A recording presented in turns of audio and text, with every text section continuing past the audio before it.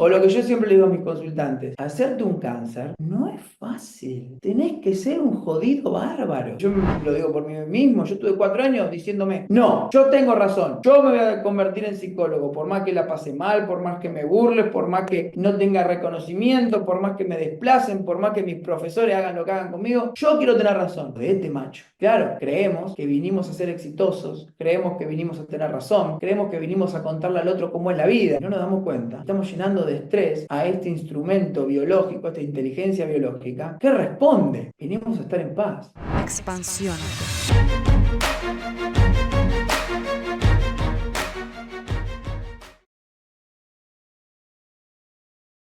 Muy buenos días, buenas tardes y buenas noches, mis queridos expansivos y expansivas. Bienvenidos a un episodio más de Expansiónate. Mi nombre es Bea García Ares, para quienes no me conocen, y soy la autora de los bestsellers Eres Intuición y Eres Reditable. Hoy estoy súper bien acompañada de Pablo Vázquez Kunz. Pablo es psicólogo, es biodecodificador, ha ayudado a más de 10.000 personas a curarse de cáncer, a sanar el cáncer. También ha ayudado a 1 millón de personas aproximadamente a transformar su mentalidad. Y este es un tema que me encanta porque, como saben los que tienen tiempo escuchándome, yo padecí de cáncer hace unos años y tener a personas como Pablo cerca de mi vida hubiese sido de muchísima ayuda en aquel momento. Pablo, bienvenido, ¿cómo estás?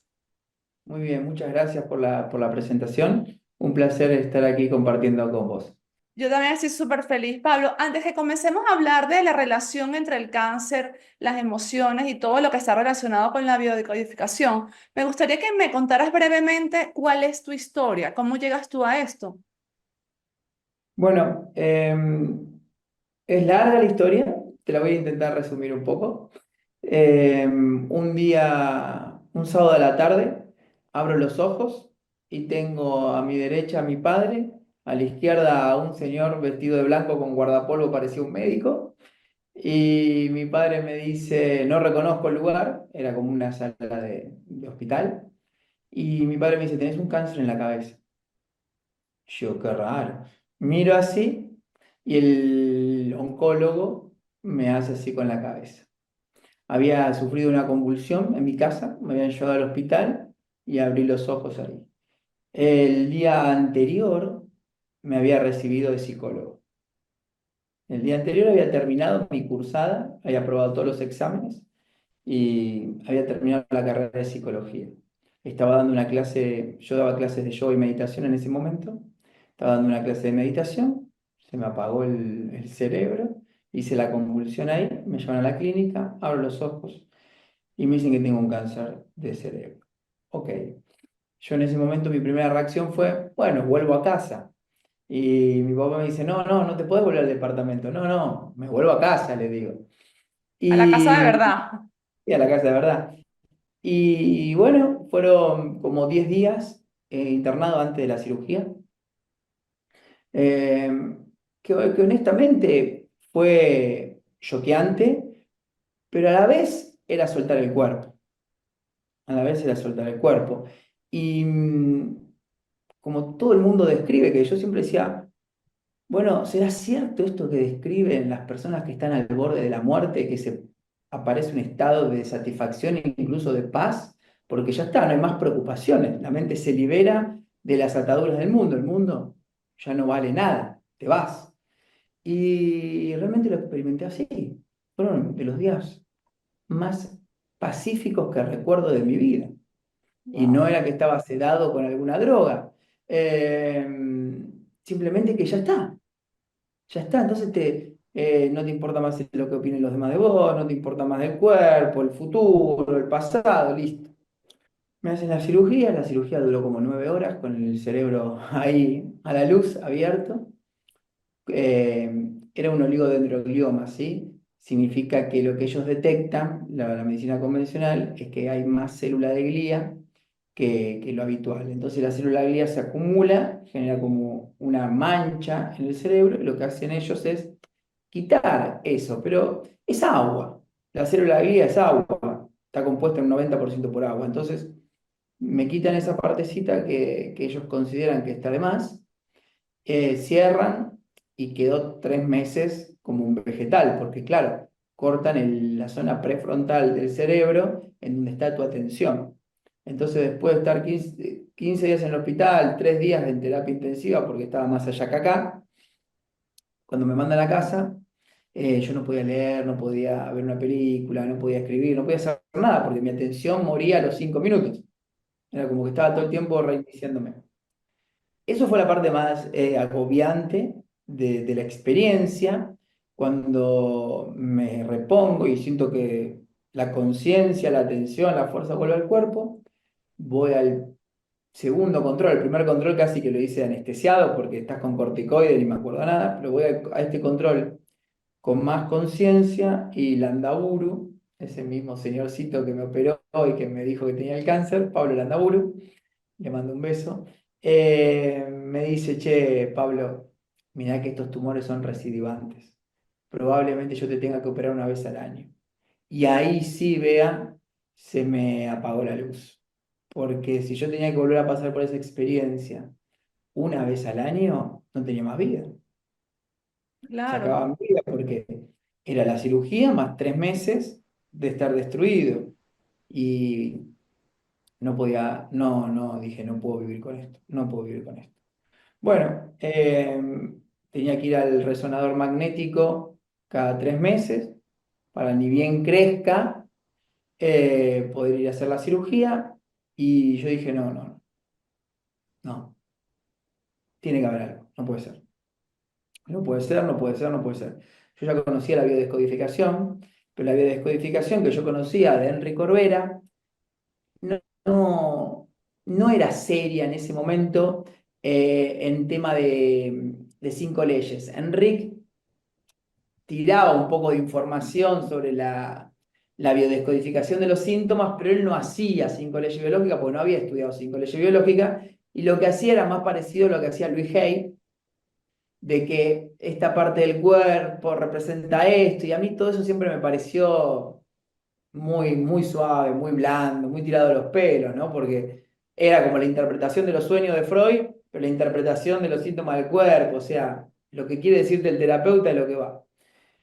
No me convenció, pero al mes me puse a investigar, investigar, investigar, y al mes de que me dan esta noticia de que tendría que volver potencialmente al quirófano cada 6 meses, una vez al año, encuentro a Hammer, a las 5 leyes biológicas de Hammer.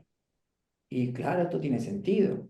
Empecé a leer, a leer, a leer, hasta que, no sé, me habrá llevado 2, 3 meses más, comprender cómo, porque estamos hablando del 2009, estamos hablando, 2010, eh, muy poca información sobre Hammer, o sea, era como algo muy ocultista casi todavía. todavía yo siento Bueno, que hay muy poca información y todavía. que suena a Bueno, sí, es ocultismo. verdad, tenés razón, tenés razón. Yo porque ya lo manejo como si fuese el ABC.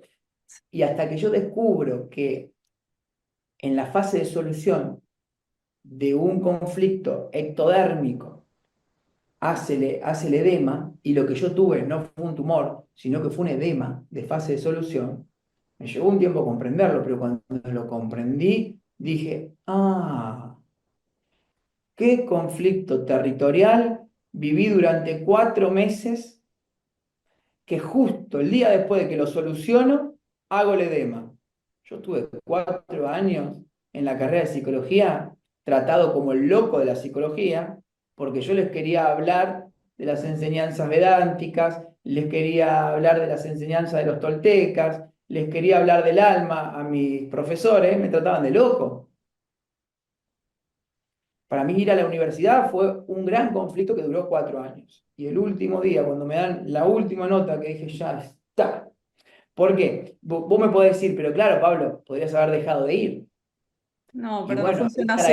ahí está la gracia del conflicto. Siempre el conflicto es algo que hago y tengo un deseo y una creencia que se chocan.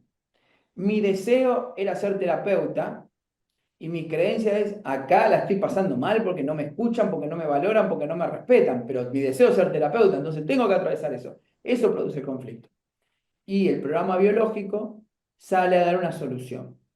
Probablemente en ese momento yo ulceré mis conductos faringios y laringios para poder expresar mi verdad.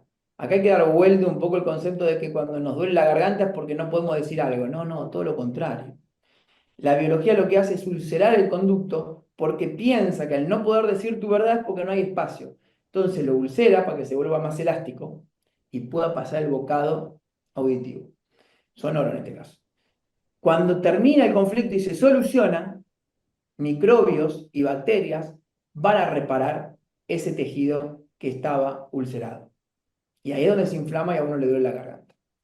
Bueno, probablemente haya hecho yo una ulceración y una ulceración y proliferación, porque uno cuando está en un conflicto ectodérmico lo vive y lo resuelve, lo vive y lo resuelve. Es muy sensible, pero nadie puede captar una microulceración o una microproliferación en la garganta. Pero en la fase de solución final, que yo dije se acabó, ahí entra en reparación y hace el edema. Entonces, sabiendo esto, sin aval de nadie, imagínate que al que le cuentes esto te dice, vos estás recontra loco. Sí, puede ser, pero a mí lo que Hammer me explica me hace todo el sentido y es mi cuerpo. Y el oncólogo me decía, te voy a ir a buscar con la policía, Pablo, si no venís al resonador. Vos no me vas a encontrar. Y algún día yo voy a escribir un libro contando esta historia. Bueno, en fin, no fui nunca más. No fui nunca más, ya llevo 1000 años sin ir, 1000 años sin síntomas. Me lo encontré hace 2 o 3 años, Pablito Landaburu. Me dice, mi mujer leyó tu libro y me nombrás ahí. Bueno, pero no te hice quedar tan mal, le digo yo. Solamente le digo que vos tenés una medicina estadística y no tenés una medicina científica. Tu medicina solamente usa una campana de Gauss que dice que el 70% de los pacientes oncológicos que tienen un oligodendroglioma en el lóbulo frontal derecho hacen recidiva. Sí, pero hay un 15% de un lado de la campana y un 15% del otro lado de la campana que no. Y no los evalúas a eso. Solamente son anomalías. Así Pero no es es. que son anomalías. Tiene sentido Estoy totalmente que de la acuerdo persona haga una contigo. recidiva de su síntoma, de cualquier síntoma tiene sentido. ¿Pero por qué? Porque las personas no cambian su forma de pensar, porque las personas no cambian sus emociones, no cambian su conducta, entonces el programa biológico vuelve a activarse. Hipócrates enseñaba que antes de atender a un paciente, le tenías que preguntar si estaba dispuesto a soltar lo que lo había enfermado. Porque pobre los médicos, la gente, ahora la gente espiritual, ¿sí? Entre comillas, que dice que es espiritual, se embronca o está en contra de la medicina convencional. Y la medicina convencional no está mal. No, bueno, pero nos enferman con químicos y nos dan malos diagnósticos. Estamos de acuerdo. Perdón, nos dan malos pronósticos. Estamos de acuerdo, pero el diagnóstico siempre es muy preciso. Tenemos la mejor medicina convencional de la historia. Nunca hubo mejores diagnósticos que hoy en día y nunca hubo mejores tratamientos que hoy en día. El problema está en que no sabemos usarlo porque parten de una premisa de que la enfermedad es un error en la biología, que la enfermedad es consecuencia de los genes, cuando en realidad la enfermedad no es consecuencia de mala suerte ni de los genes, sino que es un programa que se activa para ayudarte a una solución a un conflicto que estás viviendo. Al no entender eso, la medicina convencional en las enfermedades crónicas no puede dar respuesta. Pero si una persona tiene un accidente en la moto, se fractura la pierna, no va a hacer 5 leyes biológicas. Va a ir a la guardia para que el médico le frene la hemorragia, le acomode los huesos y le cierre la herida. De acuerdo. Entonces, cada cosa en su lugar. Después, sí, los medicamentos simpaticotónicos no ayudan al proceso vagotónico de fase de solución. ¿Estamos de acuerdo? Pero ahí está tu responsabilidad de capacitarte, de estudiar, de aprender. Y cuando te dan los medicamentos simpaticotónicos, aprendes qué dosis tenés que tomar para salir un poco de la vagotonía, porque también estar en vagotonía es muy doloroso y muy incómodo. ¿Es la fase normal de reparación y cicatrización del cuerpo? Sí. Ahora, cuando una persona estuvo mucho tiempo en fase de estrés, ulcerando, proliferando el órgano, y repara, y luego vienen los síntomas vagotónicos, ¿eso va a doler y va a ser incómodo? Sí. Por eso yo siempre digo que mi método no busca curar, busca prevenir. Porque una vez que activaste el programa biológico, 1 año, 2 años, 3 años, y después no querés padecer síntomas, y es que estás loco o estás perdido. O mucha gente muere en la fase de solución de su conflicto porque es tan profunda la vagotonía que no se aguanta. No se aguanta. Entonces, ¿por qué se muere la gente? Por ignorancia. Primero por ignorancia. Porque es como que vos ahora veas, me digas, che, Pablo, vamos a pilotear un avión. Vamos de Compostela a Madrid. ¿3 horas? ¿2 horas? Bueno, dale, yo lo despego y yo lo aterrizo. No, a destruir. Vamos a morir en un accidente. El cuerpo es un avión y lo estamos destruyendo porque no hemos tomado un manual de instrucciones. Creemos que en el medio del vuelo, cuando lo tenemos prendido fuego al avión, va a venir alguien que nos va a salvar. Se llama médico. Y uno va y le tira el cuerpo sobre la camilla al médico. Y el médico dice, ¿yo qué quiere? Fíjate que hoy en día la medicina está tan deshumanizada, porque los propios médicos saben que repitiendo los protocolos que le enseñaron, no tienen resultados. Entonces, cuando uno le pregunta al médico, che, ¿y mi enfermedad de qué origen es? Multifactorial. Es como decirte, qué sé yo, o genética. Y la verdad, vea, ¿cuántos médicos crees vos que vieron un gen en un microscopio? No lo sé. Todo lo estudian a través de lo que otro dijo, y ese estudia de lo que dijo el otro y así sucesivamente.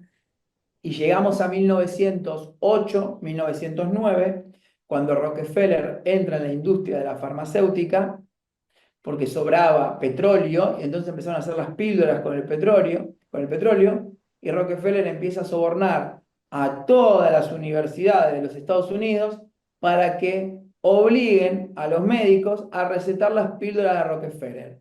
Y entonces decimos, pará, ¿qué? ¿La medicina está manipulada por Rockefeller? No, la medicina está manipulada por la historia de la humanidad, porque ¿quién ponía el dinero para las universidades en 1800, 1700? La iglesia. Todos los conceptos médicos que tenemos son católicos. Tumor benigno, tumor maligno. ¿A qué te suena? El diablo y el infierno. ¿Para qué? Para poner miedo a la humanidad. Discúlpenme a los católicos y todos los que apoyan este tipo de religiones. No están hechas para acercarte a Dios. Están hechas para acercarte al miedo y ellos poder gobernar. Y una mente con miedo es un cuerpo que se enferma. Totalmente de acuerdo, estoy totalmente de acuerdo. Y en cuanto a los médicos, si bien ellos hacen lo mejor que pueden con lo que tienen hoy en día, también es cierto que al igual que nosotros nos cuesta cambiar, a ellos también. Es decir, a ti te dicen, mira, tienes esa enfermedad, pues tienes que hacer esto. Ay, no, empiezas a pelearte con esa creencia. No, porque yo siempre he escuchado esto, porque yo siempre he visto esto en mi familia, no va a ser yo quien lo cambie. Pues los médicos hacen lo mismo, no, digamos, se quedan con lo que aprenden, no, yo los veo aquí en el sistema, no quieren ir más allá y los que van más allá están callados. Yo conozco médicos que son súper sanadores, pero nadie lo sabe porque ellos dicen, ves que yo no puedo salir a la industria y decir que también hago esto, lo tengo que hacer en silencio, que no se note, porque me quitan mi título. Entonces, bueno, es como un ciclo sin fin, la pescadilla que se muerde la cola. Sí, el fin del ciclo es cuando los individuos despierten y usen a la medicina convencional para el uso que realmente tiene. Pero los médicos no son buenos ni malos. Al médico le dieron un manual de instrucciones para pilotear un helicóptero y tienen que pilotear un avión. Entonces, y bueno, no sé, algunas cosas no las sé. Y, y todo el sistema es, antes de llegar a la universidad, ¿sí? El tema empieza antes. Hay un primado limitante y hay una programación negativa desde la escuela, en donde lo que busca la escuela es matar tu curiosidad. Porque si una persona llega con curiosidad a la Universidad de Medicina, no repite como un loro lo que le dicen que tiene que repetir. Pero como los niños están en un sistema educativo en donde solamente hay que repetir y obedecer, el médico hace lo mismo y el paciente hace lo mismo, repite y obedece. Así es. Es un ciclo. ¿Qué tiene que hacer una persona que en este momento está escuchando y acaba de ser diagnosticado o está mm, trabajando por sacar su salud hacia adelante, metido de pronto en un agujero donde no sabe por dónde ir? Además de que sí, que ya fue al médico, ya fue diagnosticado. Ujú. ¿Qué le sugieres tú? Muchas cosas, Ok, muchas cosas. empecemos por una. Sí, pero a ver, no quiero, yo intento no dejar nunca material grabado en donde la gente piense que hay una receta rápida, inmediata y mágica, porque hoy las redes sociales están llenas de mentiras, mentiras. Bueno, yo me voy a hacer millonario en 10 días, yo voy a curar un cáncer en 10 días. No, lo que voy a poder hacer con el cáncer en una sesión de biodescodificación conmigo, no con otro biodescodificador, yo te garantizo que vas a tomar conciencia del contexto que te puso en ese cáncer. Te voy a contar una historia para contarte después todo lo que uno debería hacer para empezar un proceso de conciencia primero y quizás con mucha disciplina, con mucha voluntad, un proceso de sanación. Ok, Viene una señora diagnosticada con leucemia, ¿sí? La leucemia es el aumento de los glóbulos blancos en el cuerpo, se disparan los números de los glóbulos blancos. Desde la medicina germánica, de las 5 leyes, sabemos que la médula estuvo ulcerada previamente, perdió tejido y en su intento de repararse, prolifera glóbulo blanco para repararle. Y es un conflicto que uno entra y sale, entra y sale, entra y sale, por eso nunca termina de volver a la normotonía. Y la capa embrionaria afectada es el mesodermo nuevo, que es un conflicto de no sentirme apto. No me siento ok. apto para, entonces, la biología en su sabiduría ulcera uno de los tejidos para conservar energía. En este caso, de la leucemia, es un conflicto de no sentirte apto muy profundo para llegar a la médula, porque es muy raro que un conflicto de no sentirse apto llegue a la médula, sino que quedan los huesos, o quedan los músculos, quedan los ligamentos. Entonces llega a la médula, en este caso porque son muchos años de desvalorización, desvalorización, desvalorización.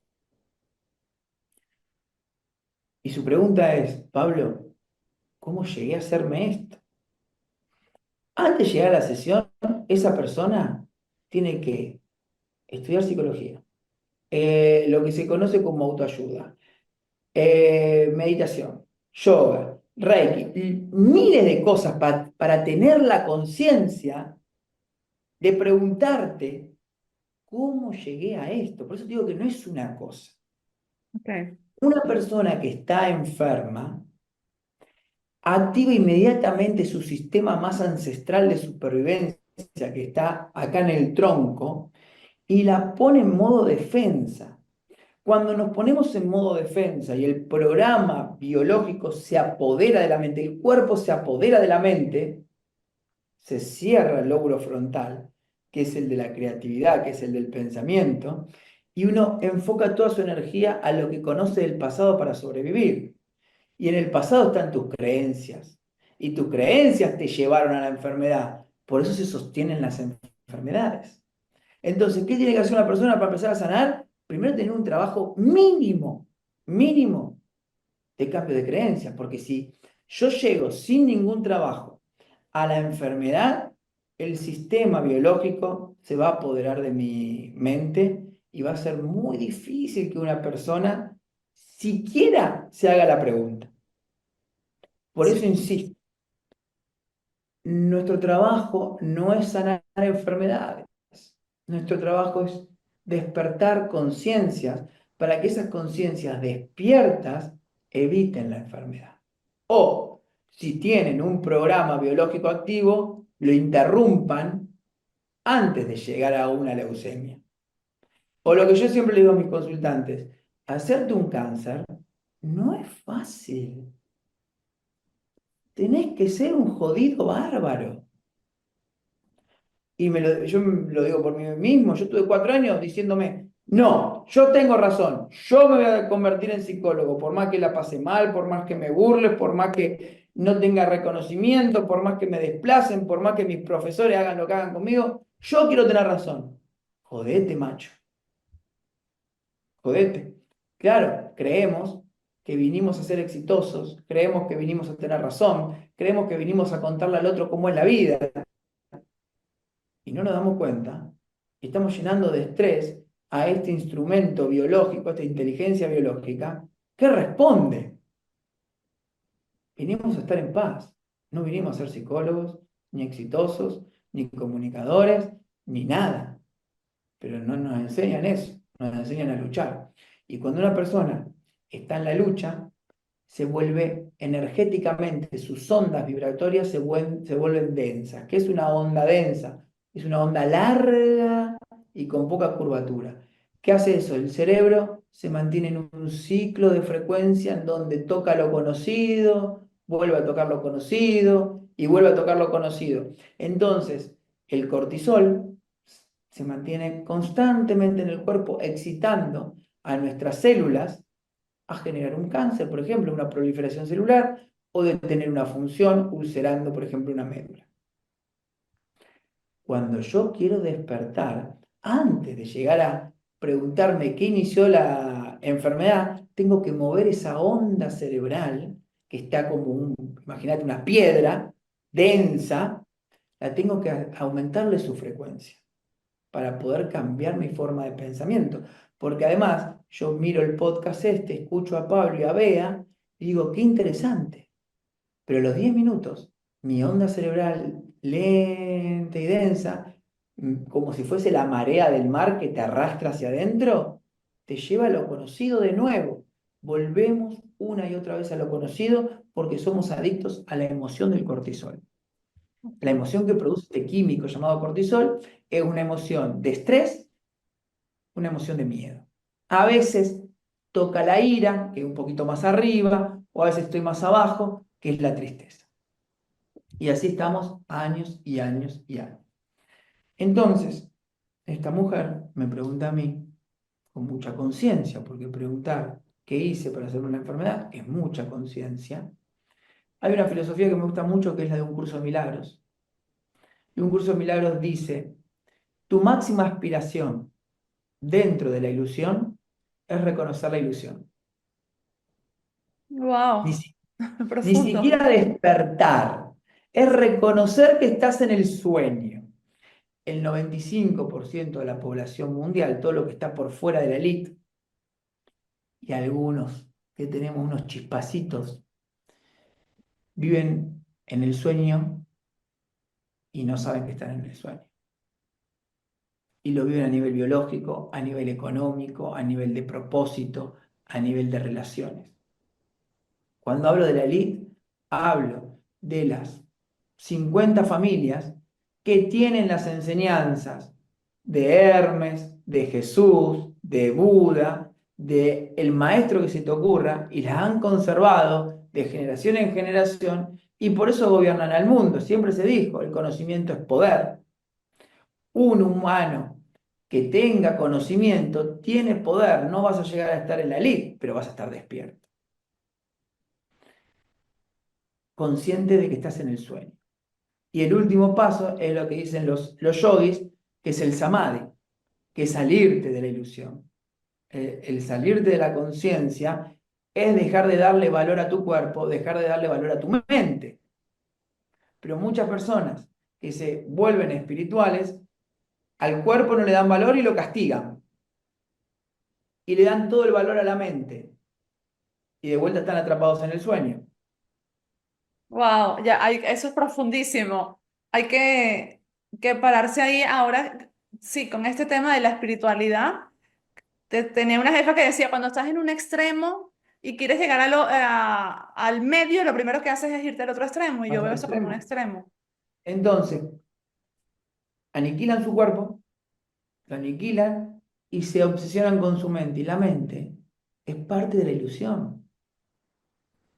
El ego, esa construcción que hemos hecho, separada del amor, no te va a dar paz nunca. La unidad es reconocer al cuerpo como una ilusión, es reconocer a la mente como un patrón de pensamiento que también es parte de la ilusión, pero no estoy en contra ni de la mente ni del cuerpo. Estoy a favor del amor. Entonces uso el cuerpo como un instrumento de comunicación y uso la mente como un instrumento de comunicación. Vuelvo a la pregunta de esta señora que me dice, Pablo, ¿qué hice? Me cuenta la historia. Se casa con un hombre al cual le descubre 3 meses antes que le había sido infiel. Después de casarse queda embarazada sin desearlo. Todo el embarazo es un caos porque él tiene a su exmujer con 2 hijos más y cada vez que la exmujer lo llamaba salía corriendo. En el territorio en donde ella va a gestar están los 2 hijos de él que la tratan como la que viene a robarnos a nuestro padre. Y a lo último le pregunto, te hago una consulta. Esa mujer con la que vos le descubriste que él tenía relaciones antes de casarte, ¿era su exmujer? Sí, me dice, ¿cómo lo sabes? Y porque decidiste casarte y tener al bebé para ver si le ganabas la batalla. Y toda esa expectativa durante todos estos años hizo que tu médula se ulcere. Y me dice, pero ¿cómo puede ser que yo he reparado y empecé a hacer la leucemia? Por la leucemia es la fase de solución. Le digo, ¿puede ser que alguna vez hayan ido de viaje vos y él y tu hijo solos? Sí, me dice. Y fue el mejor viaje de mi vida. Claro, ahí sentiste que era tuyo. Y en ese momento que sentiste que era tuyo, tu biología dijo, ah, se acabó el conflicto. Y empieza a proliferar los glóbulos blancos. Pero después volviste. Y la médula que se estaba cicatrizando se vuelve a ulcerar. Y hay momentos, hay noches donde sentís que es tuyo. Pero después hay días que sentís que lo perdés de nuevo. Le digo, cada vez que ella llama, ¿él sale corriendo todavía? Sí. Entonces, vamos y venimos al conflicto. ¿El conflicto es él? No. ¿El conflicto es su actitud? No. ¿El conflicto es ella? No. El conflicto son sus creencias limitantes que dicen que ella no es suficiente para que la respeten, para que la valoren y para que la amen. Y eso lo aprendió durante toda su vida. Y como aprendió eso, se busca una relación para vivirlo y su programa inconsciente dice, ¿viste que yo tengo razón? Y Wow. nuestro ego tiene un único objetivo, vea, asesinarnos. Porque mientras creemos en la muerte, creemos en la separación. Y mientras creemos en la separación, creemos que estamos solos. Y cuando creemos que estamos solos en un planeta de 7.000 millones de habitantes, lo único que podemos hacer es atacar o defendernos. Cuando ataco, inmediatamente en mi conciencia empieza el estrés de que me van a atacar, me la van a devolver. Por lo tanto, el amor no tiene lugar. Porque creo que me van a sacar algo. Y aquellos que decimos que amamos, en realidad los consideramos especiales y estamos esperando que esos que decimos que amamos nos amen y nos llenen de valor. Y ahí el ego dice, lo logré. Este cree que algo externo a él lo puede hacer feliz. Lo tengo atrapado en la locura del mundo para siempre. La enfermedad es lo normal. Por eso una persona tiene que hacer muchas cosas para prevenir una enfermedad y para sanarse. ¿Qué es? Que esa mente loca se convierta en un monasterio. ¿Cuántas personas que están escuchando esto están dispuestas a convertir su mente en un monasterio? Hay mucho ruido, vea, en el mundo, porque Así. estamos buscando agradarle a todo el mundo. Cuando en la mente hay silencio, hay paz. Alguien que tiene abundancia de verdad no necesita explicarle al otro que uno tiene razón. Imagínate solamente este cambio de actitud en el mundo. Vos sabés que tenés razón y el otro cree que tiene razón y vos le decís, tenés razón. Imagínate la paz que tiene que tener ese ser humano para tener ese acto de amor con su otra mente. Imagínate la paz que hay que tener para evitar la proyección. ¿Qué es la proyección? Es el enojo que tengo con el otro porque el otro tiene algo que yo tengo y no quiero que nadie vea. Cuando te molestan las actitudes de otra persona, es porque las tenés y no te gustan. Cuando a vos te molesta que alguien te mienta, es porque aún mentís o te mentís. Porque yo que dejé de mentir y mentía un montón y dejé de mentir y ahora veo que alguien me miente, No me puedo enojar con esa persona porque sé que miente desde el miedo, no es personal, pero porque Claro, pasé por el proceso. así es. Cuando alguien tiene algo que vos querés tener, pero tus creencias te dicen que no es correcto, que no es posible, que no sos valioso, te enojas porque querés destruir a ese para que no te muestre lo que no te animás a hacer. En el momento en que vos corriste tus límites, tus barreras, el otro que tiene más que vos para tu concepto pasa a ser un referente para agradecer y bendecir. Yo siempre lo cuento. Yo hasta los 30 años andaba en bus, en colectivo, le decimos aquí en Argentina, en el micro, y deseaba tener un BM, y se lo decía a mis amigos. Yo voy a pasar de aquí al BM, y mis amigos me tomaban de loco. ¿Qué hacía yo cada vez que veía un BM en la calle? Me frenaba, pero me quedaba quieto, parado, ¿eh? Me frenaba y bendecía a ese hombre o a esa mujer que ya tenían eso. Entonces me llenaba de gratitud y de bendición en ese instante, por el solo hecho de ver a una persona con un objeto material llamado BMW. Ese estado de bendición y de gratitud te acerca a un sueño feliz. Porque tenemos dos opciones en la ilusión: vivir una pesadilla, que es un cáncer, o vivir un sueño feliz, que es la salud. Un curso de milagros enseña que es mucho más fácil despertarte de un sueño feliz que de una pesadilla. Porque cuando estás en la pesadilla, el estrés, te explicaba lo de las ondas cerebrales y que el pasado se apodera de tu presente porque tenés que lograr sobrevivir. ¿Quién se va a abrir al amor? Vea. Cuando te falta dinero, cuando no le puedes dar una vida linda a tus hijos, cuando tenés que andar corriendo para pagar la hipoteca, cuando no te alcanza para el supermercado, cuando trabajás de 8 a 5 de la tarde en algo que no te gusta y encima te vivís enfermando y el médico no te da soluciones, estás dispuesto a matar. Simbólicamente, si se los pido por favor. Pero estás dispuesto a vivir en el estrés. Estás dispuesto a victimizarte con una enfermedad para que alguien se sienta un poco cerca tuyo, para ser de víctima y que alguien te dé un abrazo. Entonces hay que hacer muchas cosas. Es un cambio radical de la conciencia para poder sanarse, ni te cuento, y evitar la enfermedad también. Perfecto. Bueno, estoy de verdad súper agradecida con todo esto que estás explicando. Ojalá más adelante tengas la disposición, el tiempo para reunirnos nuevamente.